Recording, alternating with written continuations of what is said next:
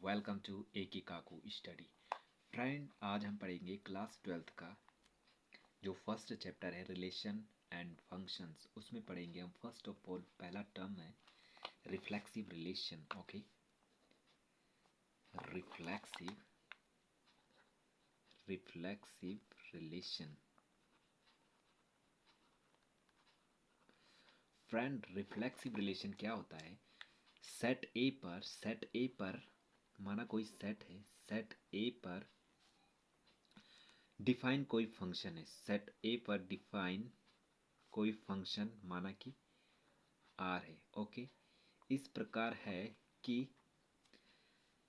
ये सेट ए पर डिफाइन कोई रिलेशन आर है। ठीक है, माना कि सेट ए क्या है, सेट ए के एलिमेंट 1 2 3 है, इस पर कोई रिलेशन है। ठीक है, आर रिलेटिव है ए टू ए में। ठीक है,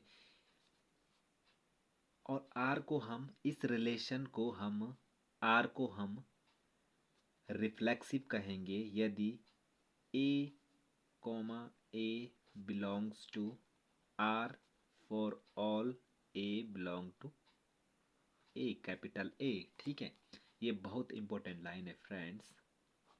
if okay, if a comma a belongs to R for all a belongs to A. Okay, right, and this is the example.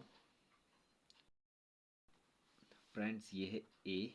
Okay, right, ए और आर, माना कि आर के अंदर क्या है, आर के अंदर क्या है, आर के अंदर क्या हो सकते हैं, 1 1 भी होना चाहिए, 2 2 होना चाहिए, 3 3 होना चाहिए, और कुछ भी हो सकता है इसके अंदर, लेकिन ये तीनों चीज होने ही चाहिए इस रिलेशन के अंदर। ठीक है, तब हम इसको क्या कहेंगे, this relation is called reflexive relation.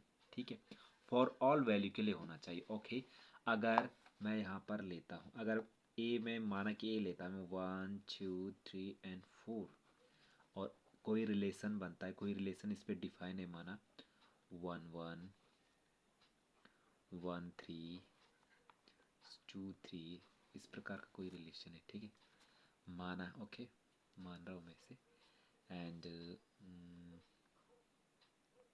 2 2 3 4, इस प्रकार का कोई रिलेशन है, माना कि आर पे डिफाइंड कोई रिलेशन ये, तो ये रिफ्लेक्सिव होगा?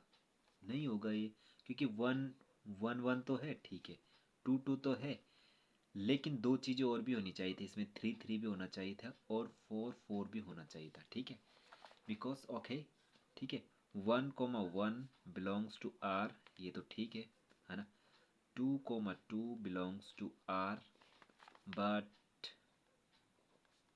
3 3 doesn't belong to R, and also ये भी नहीं है, कौन सा, 4 4 डजेंट बिलोंग्स टू आर। तो ये क्या है, ये वाला रिलेशन है, रिफ्लेक्सिव नहीं होगा। ओके, फॉर ऑल वैल्यू चाहिए हमें, for all value of A. Okay, A, okay, right,